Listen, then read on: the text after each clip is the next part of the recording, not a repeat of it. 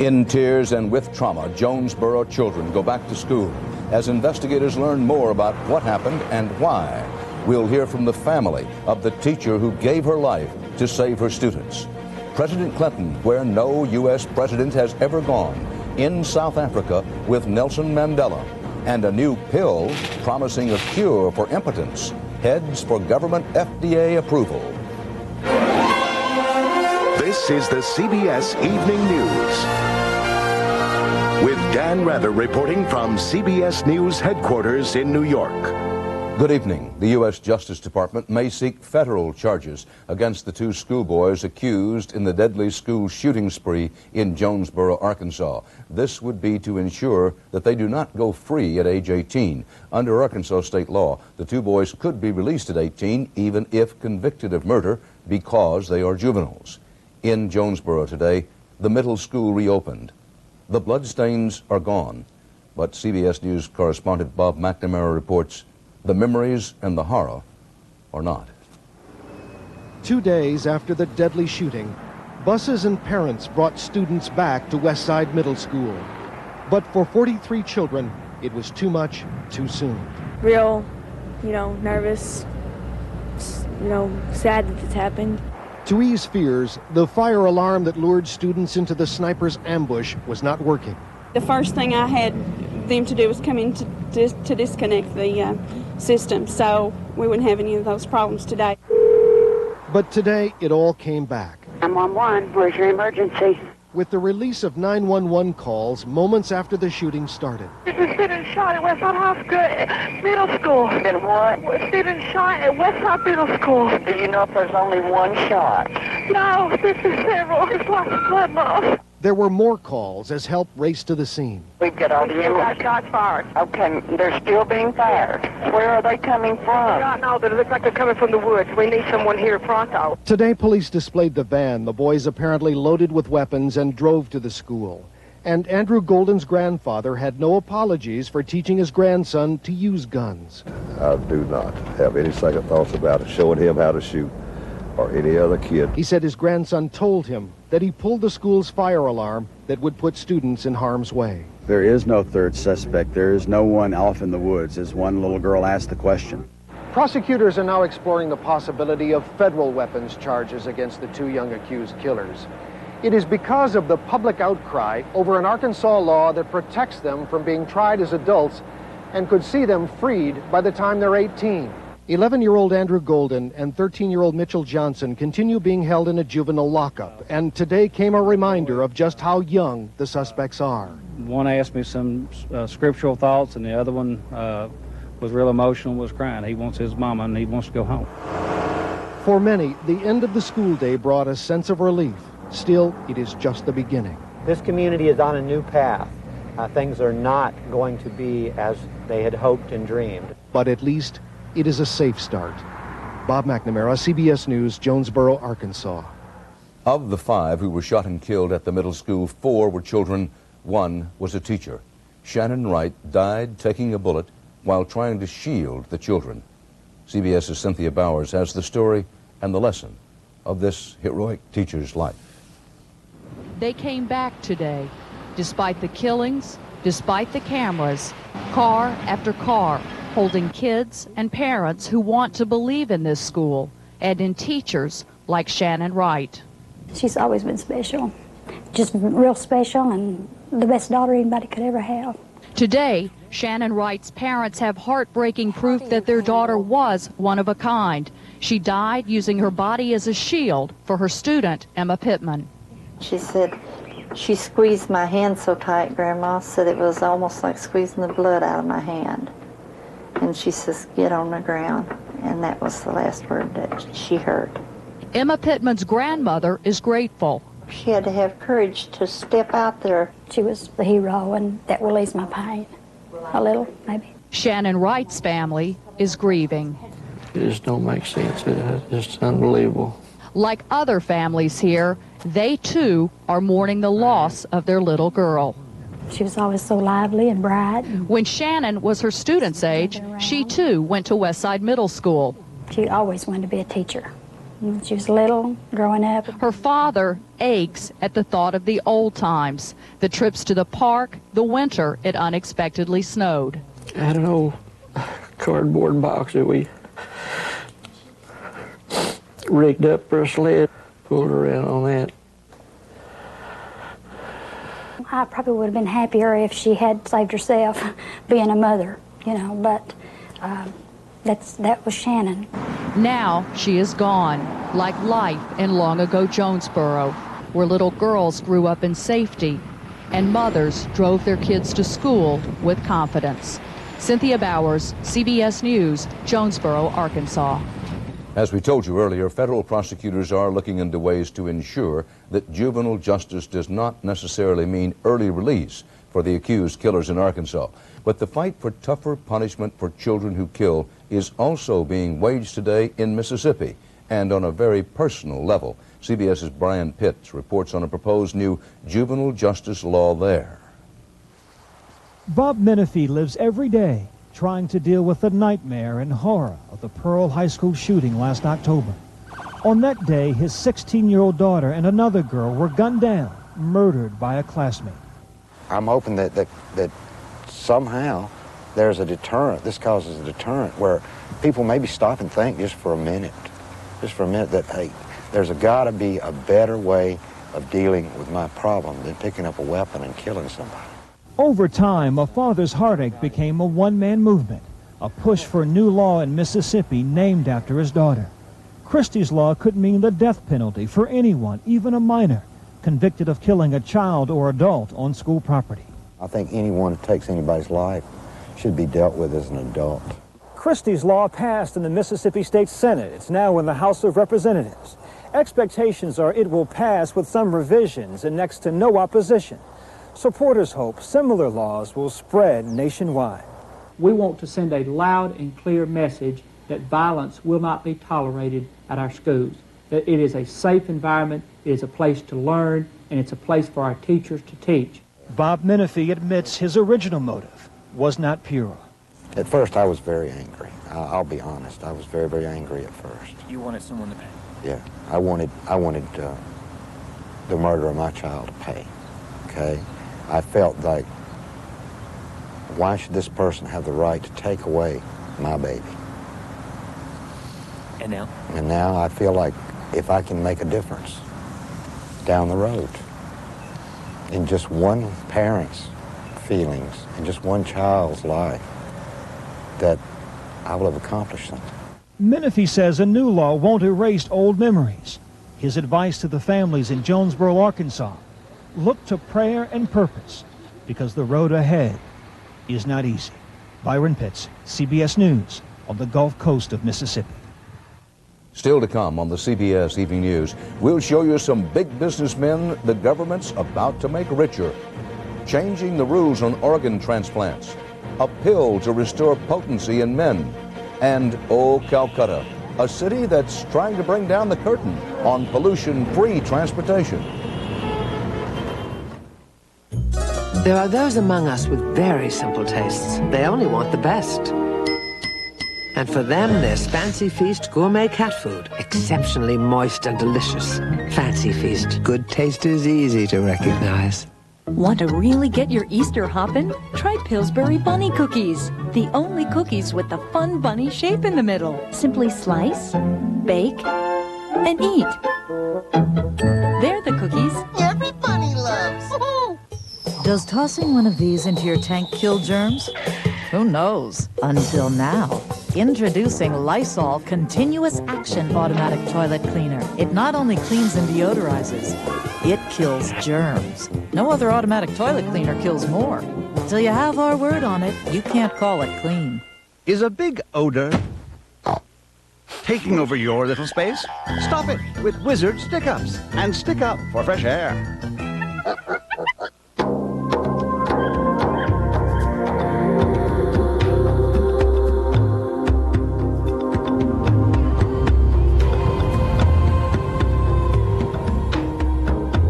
There are thousands of square miles to explore.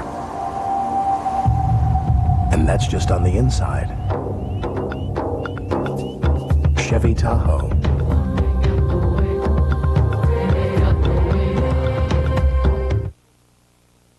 The smoke is beginning to clear around the U.S. Senate's plan for a big tobacco bill. Word is that this bill calls for raising the price of cigarettes by $1.10 a pack while limiting the liability of tobacco companies. But as CBS's Jim Stewart reports tonight, the biggest surprise may be who's going to profit by this bill. And there are no limits on punitive Maybe you've seen one of their ads. The tobacco settlement, a unique opportunity to end the conflict and move forward. Last week, cigarette makers saturated not only television and radio with these commercials, but also major newspapers, and all tried to address the same question about the soon-to-be-announced tobacco bill. What's in it for you and what's in it for us? What the ads don't reveal, however, is what's in it for them. The senior officers of the leading tobacco firms, who, according to public documents, now stand to make well over $200 million from stock options if the deal goes through. Company reports filed with the Securities and Exchange Commission reveal 15 tobacco execs now hold options to buy more than 12 million tobacco company shares at prices well below market value. That means that if the price of tobacco stocks goes up when a deal is struck, and every analyst on Wall Street predicts they will, then the men holding those options become even richer. Jonathan Crane is a market researcher. If you're holding a million options, then you're going to make $20 or $30 million maybe in a day or two. Revealing exactly who gets how much out of the tobacco deal should be a major consideration in negotiations, argues Sarah Anderson of the Institute for Policy Studies, which initially tracked the stock options. They're trying to convince the American public that this settlement is a bitter pill, that they will suffer, when actually they stand to gain a tremendous windfall.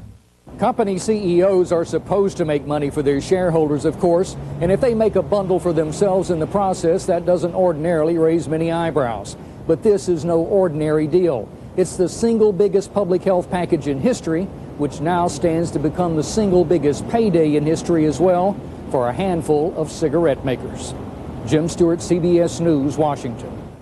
An update tonight on the first reported use of the only U.S. state law allowing doctor-assisted suicide in Oregon. The unidentified woman in her 80s with advanced breast cancer made an audio tape shortly before receiving a lethal dose of sleeping pills. She said she couldn't walk and it was hard to breathe, and she wanted to die. I am looking forward to it because I was always active. I cannot possibly see myself living on a few more months like this. I will be relieved of all the stress I have. Word of this woman's assisted suicide first surfaced about 24 hours ago, the tape a short time later. She reportedly died peacefully 30 minutes after taking sleeping pills and a glass of brandy. Following years of debate and delay, federal health officials today issued controversial new guidelines for organ transplants. This new policy says donated organs should go to the sickest patients first, no matter where they live. Under the current system, organs are usually offered first to recipients who live closest to the donor. I've got all my receipts right here, and my pay stubs, of course. I know how these things can go.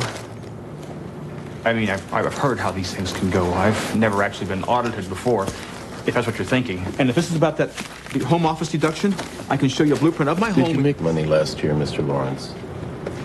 Yes. Did you send us most of it? Yes. Thank you.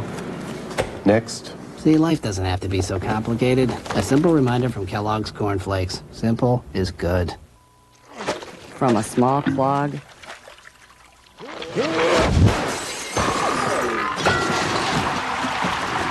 to a major problem. Next time, call a trained Roto-Rooter plumber to fix it. Life's an adventure because you're over 50 and still exploring. So take the Centrum made just for you, Centrum Silver, with age-essential nutrients specially adjusted to keep pace with your changing nutritional needs. Centrum Silver, it's a great time to be silver. Misty takes good care of her puppies, doesn't she, Mommy? Yes, she does. And we take good care of Misty. Like when we protect her with Frontline. Frontline? See, one spot right here gets rid of fleas and ticks that can make us sick. Does it hurt? No, Frontline's really gentle. You know how I know? 'Cause you're a vegetarian. Veterinarian. Frontline. the flea and tick protection veterinarians trust most. The recent school shootings have prompted a nationwide debate on children and guns. Tonight at 6, we'll talk to one kid who argues guns are not to blame. There was another first today on President Clinton's 12-day, six-nation Grand African tour. Mr. Clinton is now the first U.S. president to visit South Africa, a stop that also marked an emotionally charged reunion with Nelson Mandela. CBS News White House correspondent Scott Pelley is traveling with the president. No American president could walk this ground until Nelson Mandela made it free. Today, 4 years after the fall of apartheid, Mr. Clinton pledged support to a black majority parliament. We seek to be your partners and your true friends in the work that lies ahead, overcoming the lingering legacy of apartheid, seizing the promise of your rich land and your gifted people. Mr. Clinton came here to the tip of Africa largely to pay respects to Mr. Mandela. The two men have a relationship and talk frequently.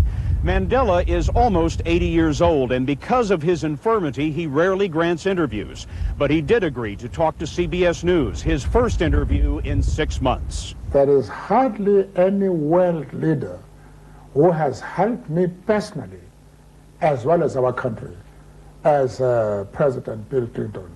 And I will always remain grateful for that. Grateful, but ever the warrior. Washington has sharply criticized his support for Libya and Syria, which Mr. Clinton calls terrorist states. Mandela told us, not even a superpower can tell him what to do.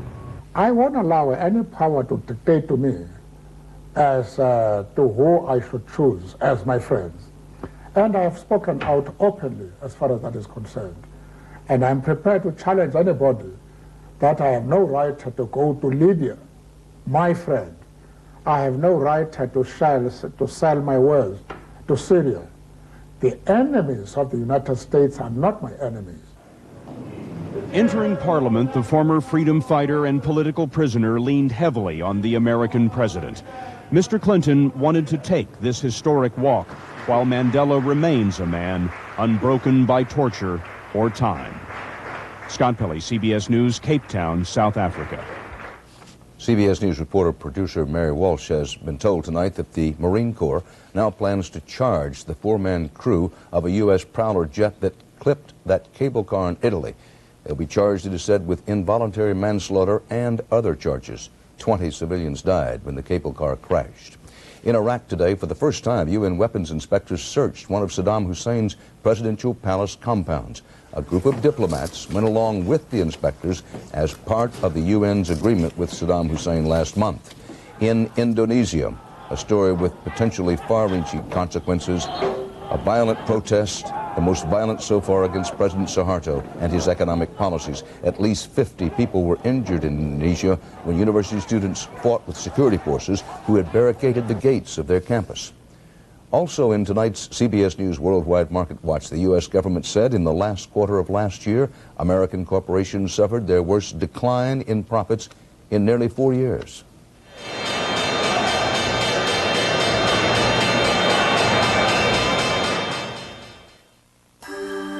Has frequent heartburn been a persistent problem for you? Have you treated it but still suffer on 2 or more days a week? Do you keep getting heartburn even though you've changed your diet? Your heartburn may be due to a potentially serious condition called acid reflux disease. Ask your doctor if Prilosec is right for you. Just 1 Prilosec capsule daily can provide 24-hour acid control. Prilosec is not for everybody. Only your doctor can decide if it's right for you. The most common side effects are headache, diarrhea, and abdominal pain. To learn more, call this number, ask your doctor or pharmacist, or see our Life magazine ad. Want 24-hour acid control with just 1 daily capsule? Ask your doctor about Prilosec. Are you sure you can make turnovers, Dad? I'm sure. Too full. It'll fit. Mom doesn't do that. Trust me. With hot, flaky Pillsbury turnovers, You've got it made. The best way to stop suffering from allergies is never to start. This is Nasal Crom. You heard right. Nasal Crom. It's allergy prevention. Nasal Crom doesn't just relieve allergies. It flat out prevents them, preventing the natural defenses in your nose from going haywire. so you can live like a person with no allergies. Nasal Crom's like nothing else. No drowsiness, no jitters, no dependency. Nasal Crom. The best way to stop suffering is never to start. Great. Now, you know, the other thing we wanted to talk to you about was mutual funds that help minimize the capital gains taxes. They don't exist, sweetheart. Actually, index funds can do that. Really? Yeah. Some are designed to be more tax efficient. And given your long-term goals, it might be an option that makes sense for you. I stand corrected. So sit down. This is the one I was taking. This is index funds here. It's a whole pamphlet. El Nino changed their lives in an instant. My house. Away. They're paying the price for nature's fury. So are you. 48 hours tonight. There could be a major improvement available soon in the medical treatment of impotence. Federal health officials are poised to vote on whether to approve the first potential cure in a pill. CBS's John Roberts reports. Like 250,000 other men each year, Tolman Jeffs had prostate surgery for cancer in 1995. The prostatectomy solved the problem of the cancer, but unfortunately, after 4 months, it was pretty obvious that it had left me partially impotent. The surgery damaged nerves around the prostate responsible for sexual function. Signals from the brain became weakened. Viagra amplifies those signals. In clinical tests, 70% of men were restored to normal. It was almost like turning a light switch. We were back to where we were prior to the surgery. And it's not just for men who've had prostate surgery. Blood pressure medication, antidepressants, anxiety, diabetes, and spinal injuries can all affect sexual function. Urologists say Viagra will help many people. Most men that come to see me do have some degree of function, but it's not satisfactory for sexual intercourse. It's not absolute dysfunction. There's gray areas. That's correct. The National Institutes of Health estimates that more than 30 million American men, the majority of men over age 40, experience some degree of impotence. Yet only 5 to 10% of them seek treatment. Part of the reason is that until now, treatments have been forbidding, sometimes painful. Viagra is a pill simply taken an hour before sex. Dr. Haran Padmanathan says demand for the drug is already tremendous. Virtually every patient that we speak to today is interested in seeing if he is a candidate for this drug and wondering when it will be available. Viagra can cause side effects such as headache and stomach upset, but it has given back to people like Tolman Jeffs an important part of their life they thought was lost. John Roberts, CBS News, New York. NASA today released new 3D images, the first to get beneath the surface of El Nino. Literally, in red you see how wide and deep the massive El Nino warm water pool in the Pacific has been, and in blue, how cooler waters are now slowly returning. NASA measurements also show El Nino's wind and sea changes actually slowed the Earth's rotation rate, making our days about 1/10 of a second longer ever since last summer.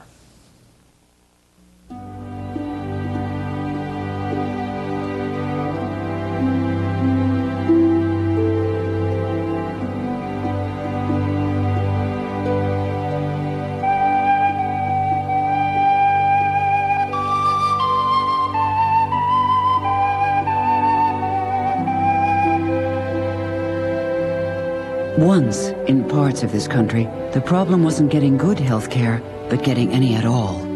Fortunately, the doctors of the American Medical Women's Association have always gone the extra mile for people's health. Now, out of concern for yours, they've granted their acceptance to supplements for the very first time. These from Nature Made. Nature Made is proud to bring you the first supplements to earn the acceptance of the AMWA. Nature Made, trusted by the ones you trust.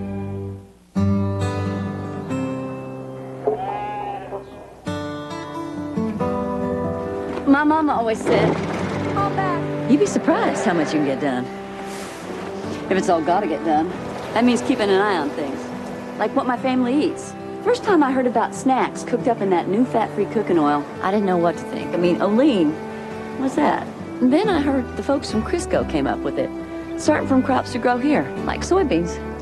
Though I don't like too much snacking, I do think that chips fried up in Olean are a better choice than the regular kind. They taste real good, have a lot less fat and fewer calories. You know a good thing when you see one. Coming soon from the makers of Crisco, new fat-free Olean. A good place to start. They make a 2-mile run feel like a 20-minute flight. I'm gonna fly. The new anti-gravity running shoes, only from Easy Spirit. One of the things we love to do in this broadcast is take you places, especially take you to out-of-the-way places to see different ways of life. Take India, a big, energetic nation entering the modern age, but where many people still live and work the way they did centuries ago. On assignment in Calcutta, veteran CBS News correspondent Richard Threlkeld found the past and present are two wheels on a single cart. Suppose I told you there's now an urban vehicle that's easy to drive in city traffic, that emits no hydrocarbons, that uses no batteries or fossil fuel, and that's dirt cheap to run. Impossible, you say? Nonsense. Here in Calcutta, the streets are full of them. It's the rickshaw. There are 24,000 of them here, and they've been a mainstay of Calcutta street life for most of this century. They're cheap, about 10 cents a ride, so they're handy for moving people and goods around streets and alleys where trucks and taxis fear to tread. Calcutta's the last big city on earth where rickshaws are commonplace. And that's the problem. We like to get rid of this rickshaw, manually operated transport. That is our aim and goal. Subhas Chakraborty's the city's transport boss, and he thinks the notion of one human pulling another is undignified. Human beings are used as good as slaves. That is why this type of mode of production, mode of transportation should have to be stopped. Well, the rickshaw drivers aren't exactly slaves. Like Abdullah, who has been pulling a rickshaw for 32 years, they earn about $2 a day and manage to send most of that home to their families. If they get rid of rickshaws, he says, I couldn't do anything else. I'm too old now. The government insists the rickshaws mess up traffic and are sending out the wrong image of Calcutta, which dreams of becoming another Hong Kong. Mokhtar Ali, who runs the Rickshaw Drivers Union, says that's an impossible dream. The traffic's a mess because the roads are in such awful shape, he says. The rickshaw business supports 200,000 people here. What about them? This year, when the government tried to ban the rickshaws, the drivers did something very proletarian. They went on a one-day strike, which tied up traffic, although it was hard to tell because traffic is always like this, and the government backed down. But Minister Chakraborty hasn't given up. By the end of December 31st, all the rickshaws will be withdrawn from the city. Yeah, well, that's just what the minister said last year, too. And the rickshaws are still around. Stay tuned. On assignment in Calcutta, I'm Richard Threlkeld. And that's part of our world. Later tonight from CBS News, 48 Hours. Here's Aaron Moriarty with a preview.